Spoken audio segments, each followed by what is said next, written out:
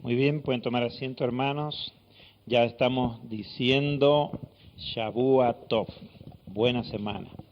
Y si alguien escribiera de nosotros el día de mañana diría, estaban reunidos en el primer día de la semana. ¿Por qué estábamos reunidos en el primer día de la semana? Porque nos extendimos más allá del final del Shabbat. Ustedes saben que con la puesta de sol concluye el día. Entonces ya podemos decir Shavua Tov, buena semana, porque estamos ya en el primer día de la semana. Bien, vamos a continuar con esta segunda parte de este estudio denominado el Shabbat, ¿no es cierto? ¿Por qué? Porque nos tocó estudiar ahí en Éxodo, en Shemot, capítulo 16, acerca del derramamiento del maná sobre Israel. Y cómo el Eterno le enseña a su pueblo de qué manera lo va a tener que recoger, qué días puede hacerlo, qué días no hay que recoger de más, qué días sí y qué días no hay que hacerlo. Entonces, vamos a comenzar con la lectura de este capítulo. Algunas porciones hemos tomado, algunos versículos ahora porque continuamos con el mismo grupo de versos, pero vamos a resumir ahora tomando algunos de los versos de esta porción que estamos estudiando de Shemot, de Éxodo capítulo 16. Y dice en el verso 4 que venimos tomando como base, y Yahvé dijo a Moshe, he aquí, yo hago llover para vosotros pan de los cielos, y saldrá el pueblo y recogerá la ración diaria cada día, a fin de que yo lo pruebe, si anda en mi Torah, en mi instrucción, en mi ley o no.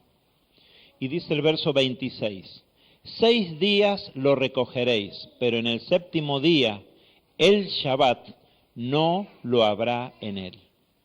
Mirad que Yahweh os dio el Shabbat. ¿Quién lo dio el Shabbat? Yahvé, no el hombre, ¿sí? Por tanto, en el sexto día os da pan para 2 días, que cada uno se quede en su sitio y nadie salga de su lugar en el séptimo día.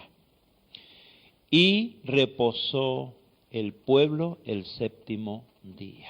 Bien, entonces nos estamos quedando con esta palabra, ¿no? Mirad que Yahweh es quien os ha dado el Shabbat. Y rogamos y esperamos que Él nunca nos lo quite, ¿sí? Que lo tengamos siempre, pero tampoco lo ha abrogado. Entonces, no encontramos un versículo de eso, pero lo vamos a ver en el próximo Shabbat cuando veamos, si el Eterno nos da vida, el Shabbat como mandamiento. Bien, pero ahora nos vamos a quedar con esta instrucción que vimos en el estudio anterior, en qué momento Yahvé dio el Shabbat, ¿no es cierto? No lo estaba dando ahí en ese momento. Vimos ya en el estudio anterior que el modelo de buscar 6 días el pueblo su sustento y no ocuparse de ello en el séptimo día, Yahvé lo dio allá, al principio, en la creación. Eso lo vimos en el estudio de la semana pasada. Y leíamos en Bereshit, en Génesis, en el capítulo 2 y en el verso 3, que dice, y bendijo Elohim el día séptimo y lo santificó, porque en él cesó Elohim de toda su obra que había creado al actuar. Bien, entonces tenemos esto, Yahvé os dio el Shabbat. Desde la creación, esta fue la primera instrucción que se le dio al hombre del Eterno, entregada para toda la humanidad, porque en Adán estaba, en los lomos de Adán estaba Israel, pero también en los lomos de Adán estaban todos los pueblos. Eso lo vimos en el Shabbat pasado. O sea que el Shabbat se entregó como para toda la humanidad, como una voluntad, la voluntad del Eterno la entrega para toda la humanidad en Adán. Bien, y, ¿no es cierto?, el séptimo día de cada semana es tiempo consagrado, tiempo santificado. Pero hubo otra instrucción allá en el principio. Porque nosotros lo primero que encontramos es esta. Bueno, por supuesto, me decía mi hijo, bueno, también les dijo fructificad y multiplicaos, es verdad. Ahí tenemos otra instrucción dada ahí en la misma creación.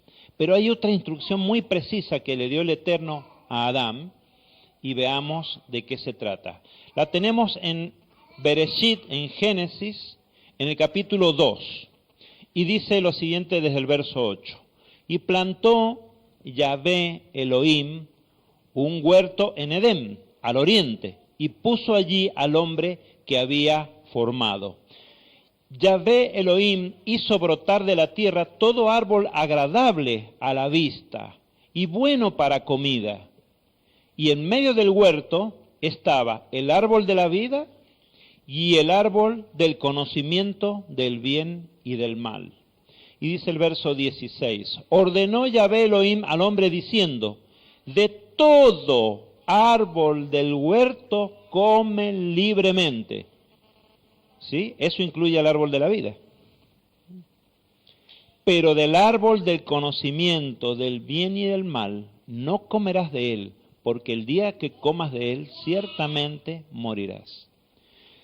Si no vamos a seguir en ese relato, pero si ustedes hacen memoria, ¿qué dijo el Eterno? Dice, los voy a sacar a Adán y Javá del Edén. ¿Por qué razón principalmente? Dice, no sea que... ¿Alguien se acuerda? No sea que coman del árbol de la vida y vivan para siempre. Entonces, quiere decir que no habían comido del árbol de la vida. Sin embargo, les tentó el árbol del conocimiento del bien y del mal. Qué tremendo, ¿no? Estaban todos los árboles, incluido el árbol de la vida, disponibles para ellos. Pero dice, del árbol del conocimiento del bien y el mal no comerás. Y el hombre dijo, no voy a comer del de la vida porque ese está permitido. Ni lo probó, se fue directo a él. ¿Qué significa esto, no? Bueno, significa ese deseo del ser humano de poder ser él quien determine, y no el Eterno, lo que está bien y lo que está mal, lo que podemos hacer y lo que no deberíamos hacer. Ese es el árbol, y el ser humano, a través de los siglos, ha seguido alimentándose de ese árbol, ¿no? De decidir él si está bien o está mal, inclusive obedecer las instrucciones del Eterno. Inclusive eso. Nos hemos atrevido mucho, ¿eh? Bien, por eso se nos dijo no lo hiciéramos. Y ese es el principal mal que heredamos. Ahora bien, algo pasó ahí que no lo vamos a leer. Se le dijo a Adán el día que comas de él, morirás. Y llevado del engaño de la serpiente y la tentación, el hombre comió de ese deseo de ser capaz de determinar lo que está bien y lo que no. Pues se le dijo que por hacer ello no moriría, ese fue el engaño. Si comes no morirás. Y que llegaría a ser como su creador, capaz de decidir lo que está bien y lo que está mal. Y no nos referimos a decir, bueno, ¿estará bien que yo ayude a una persona o no? No, porque eso ya el Eterno termina, sino mucho más allá, a decidir si los mandamientos del Eterno están bien o no. ¿Los hago o no los hago? Bien, entonces, la sentencia claramente decía, el día que comas de él, ciertamente morirás. ¿Esto a quién se lo dijo? A Adán, ¿verdad? Sí, bueno, dicen a Eva fue engañada, pero eso lo dijo Adán. Si comes de él, morirás. Bien, en este punto cabría que nos hagamos una pregunta. Y esa pregunta es la siguiente. ¿Murió Adán el día que comió de aquel fruto? Algunos dicen, es que murió espiritualmente. Bien, ¿murió Adán el día que comió de aquel fruto? Pues esta pregunta nos la responde el propio Bereshit, Génesis, en el capítulo 5, los versos 4 y 5. Dice, y después de engendrar a Set, acuérdense que cuando salió tuvo a Caín y Abel, y después, bueno, vino Set, los días de Adán fueron 800 años, y engendró hijos e hijas. Bien, y fueron todos los días que vivió Adán 930 años, y recién ahí murió. Entonces, la pregunta es, ¿por qué dijo el Eterno que moriría Adán en el mismo día que comiera del fruto prohibido, si luego vivió muchos años más?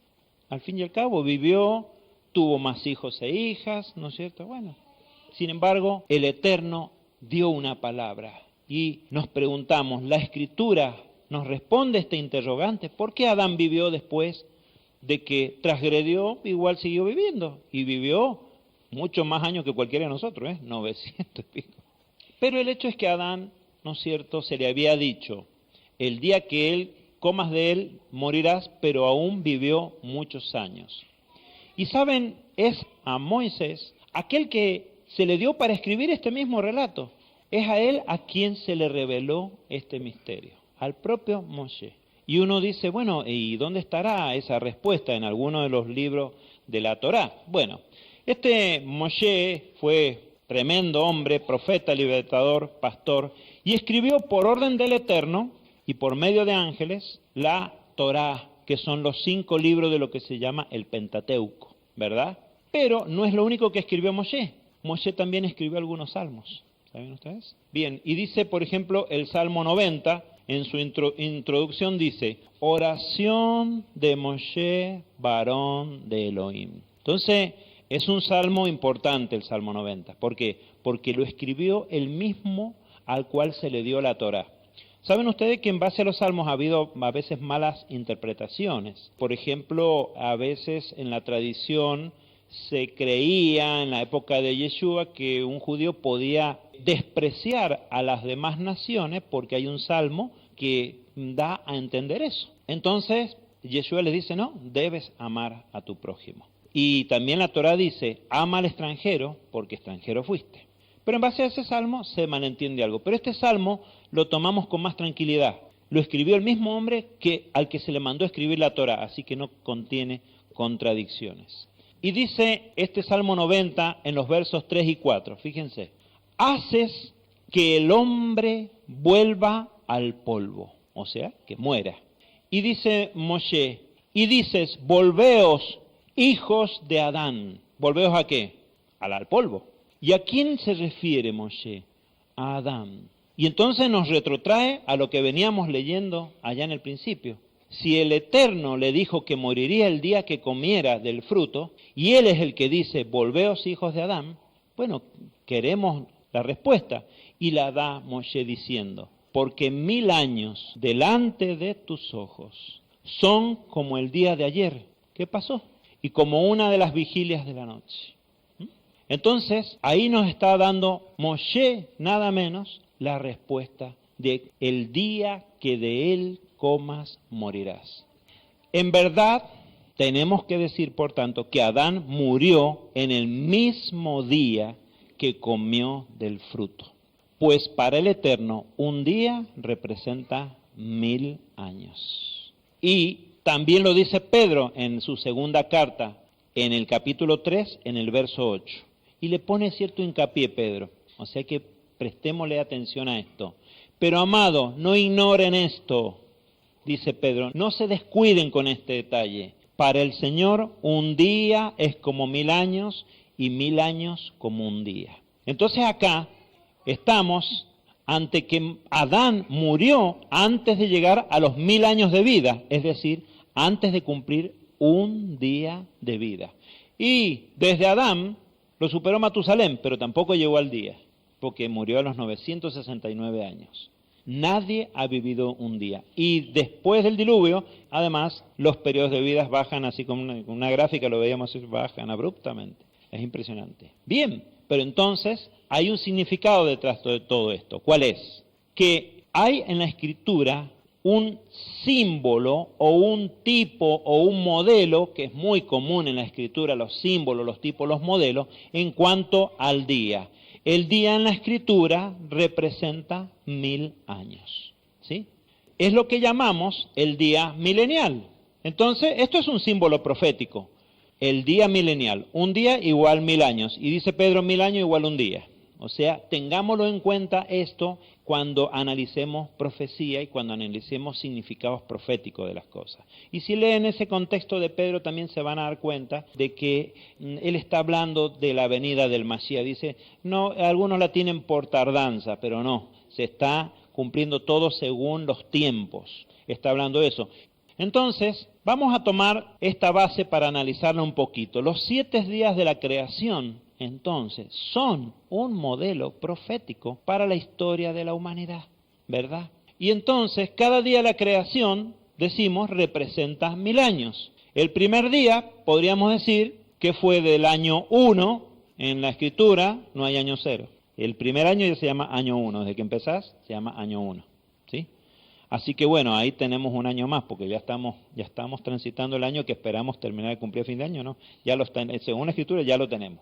Y la semana de la creación, por tanto, es un tipo de un periodo de 7000 años. Es la semana milenial, le podemos decir así. Fíjense, podemos decir entonces que el segundo día va a ir del año 1001 al 2000, del tercer día de los 1001 al 3000, el cuarto día, lo tenemos especialmente resaltado, ya vamos a ver por qué, del año 3001 al 4000, quinto día sí, y llegamos al séptimo día, del año 6001 al 7000.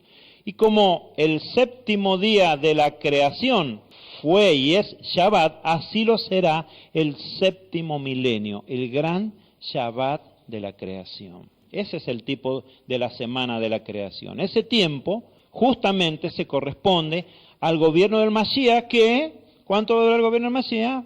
1000 años, ¿no es cierto? Esto lo tenemos ¿en dónde? En Revelación, en Apocalipsis, en el capítulo 20, todos esos versos ahí hablan de este tema. Vamos a citar solamente el verso 6. Bienaventurado y santo el que tiene parte en la primera resurrección. La segunda muerte no tiene potestad sobre esto, sino que serán Kohanim, sacerdotes del Elohim y de su ungido, de su Mashiach. Y dice, y reinarán con él, ¿cuánto? 1000 años. Ese séptimo día milenial. Bueno, hasta ahí tenemos entonces el modelo de la creación. Pero lo vamos a revisar un poquito este modelo de la creación para ver de qué otras maneras vemos que coincide con lo que es la historia de la humanidad en todos estos casi, ya estamos llegando al año 6000 y estamos por tanto a punto de comenzar el séptimo milenio, es decir que sabemos que queda poco. El primer día, el Eterno, habiendo dicho que en el principio había creado los cielos y la tierra, crea la luz y separa la luz de las tinieblas. En ese tiempo fue la creación de todas las cosas y del hombre, y también en ese tiempo se produjo la caída. Por eso ahí en la caída ya empezamos a ver el principio de las tinieblas. Separó la luz de las tinieblas. En el segundo día separó las aguas de arriba de las aguas de abajo y creó una expansión llamada cielo.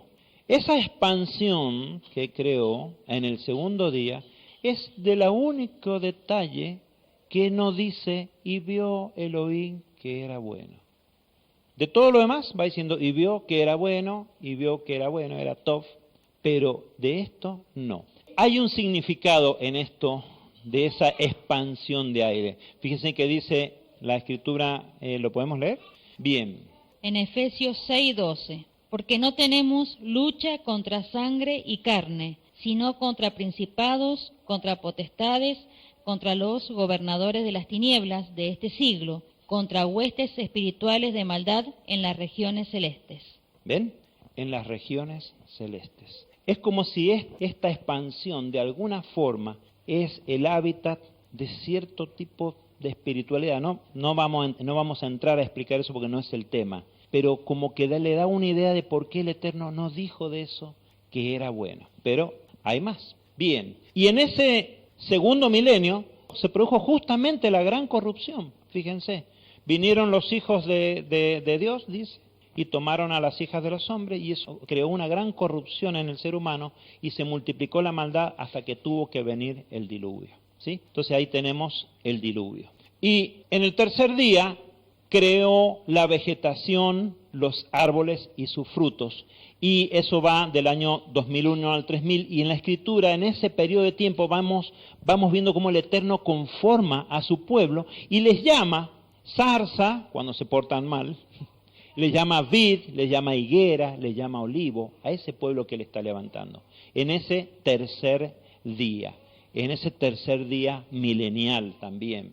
Después, en el cuarto día, literal, el cuarto día de la creación, el Eterno creó las luminarias de los cielos, el sol, la luna, las estrellas, y establece las Moedim. ¿Qué son las Moedim? Las estaciones, que también se traduce como las fiestas.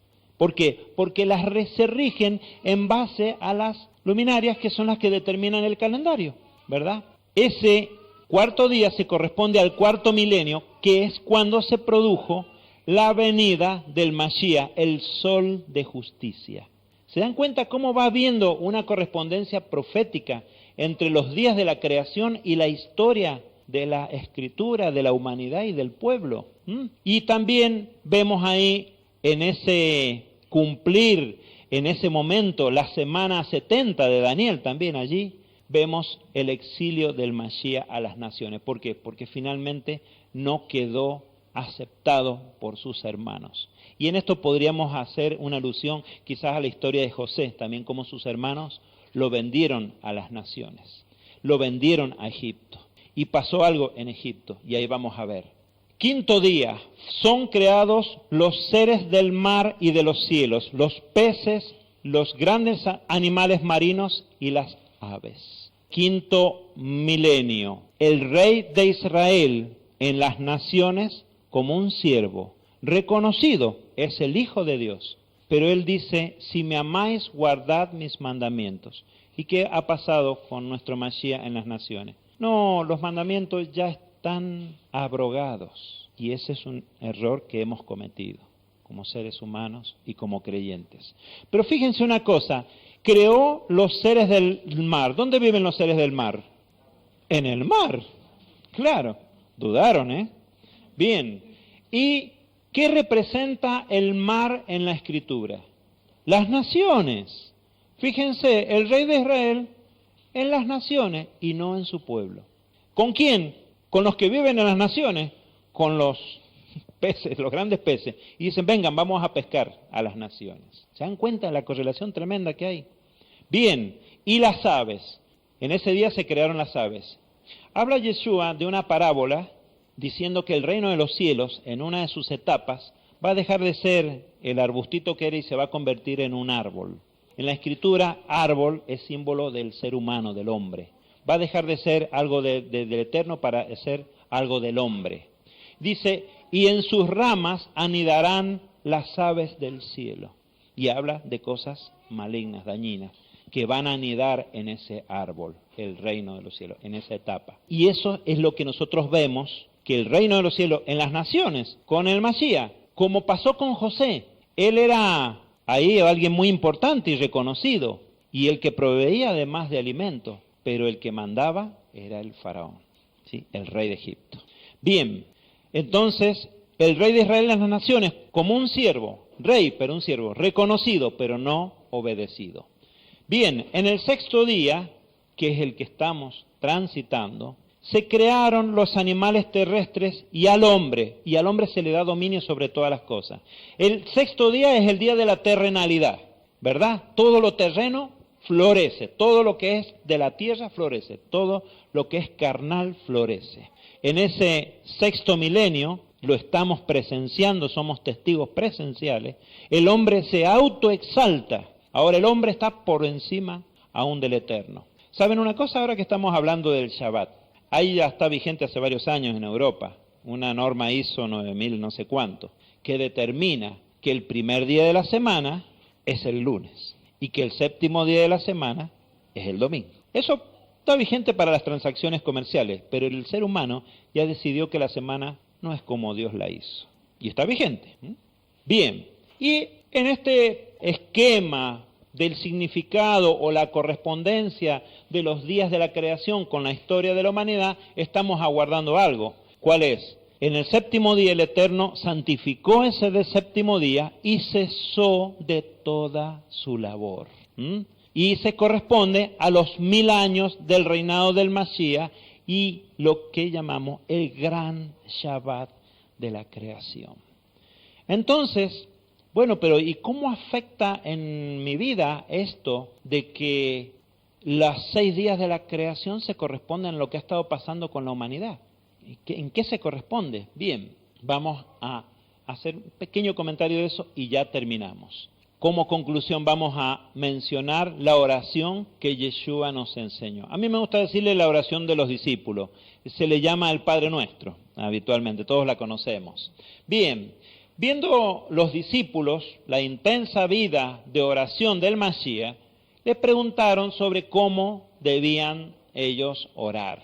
Y él les enseñó a ellos y nos enseñó a nosotros esta oración que diariamente debe estar presente, ¿verdad?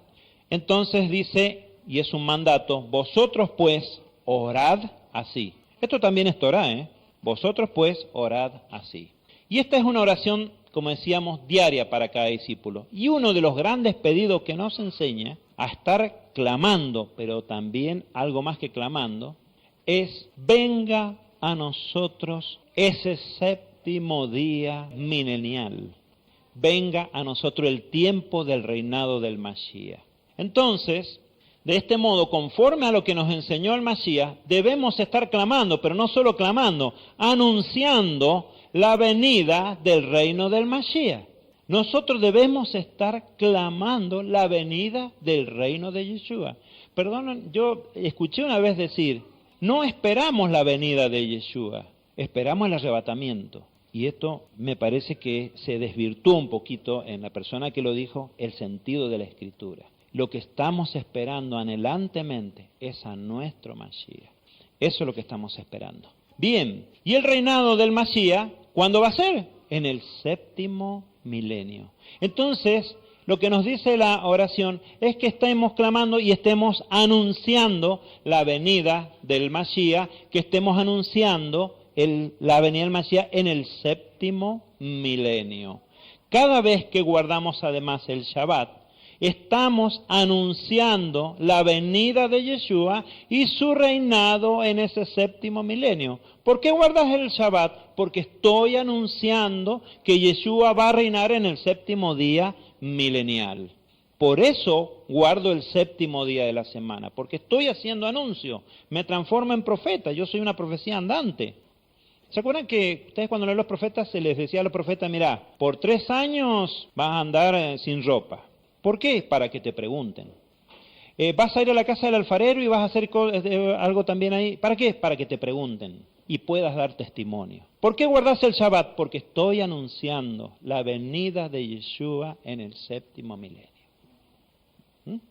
Esa es la razón. Por eso nos puso a hacer esto el Eterno. No pierdan la esperanza, los voy a redimir. No pierdan la esperanza en estos tiempos que está todo cada vez peor. Los voy a redimir. Y cada Shabbat me levanto en la mañana o al atardecer de cada Shabbat y decimos, acuérdense, dejemos las preocupaciones de la semana, porque ahora nos tenemos que acordar que Él nos va a redimir. El Shabbat es esperanza. Por eso guardamos el séptimo, porque estamos esperando la venida del Mashiach. Bien, entonces solamente nos queda hacer del Padre Nuestro también nuestro caballito de batalla, nuestro estar anunciando. Padre Nuestro, clamamos y anunciamos en cada Shabbat, venga tu reino, venga el Rey y establezca el reino en el gran Shabbat de la creación. Amén. Bien, hermanos, con esto vamos a disponernos para cerrar esta segunda parte del estudio del Shabbat y nos dé vida el Eterno para poder estar y poder compartir la tercera parte de este estudio. Amén. Los invito a que nos ponemos de pie y vamos a orar.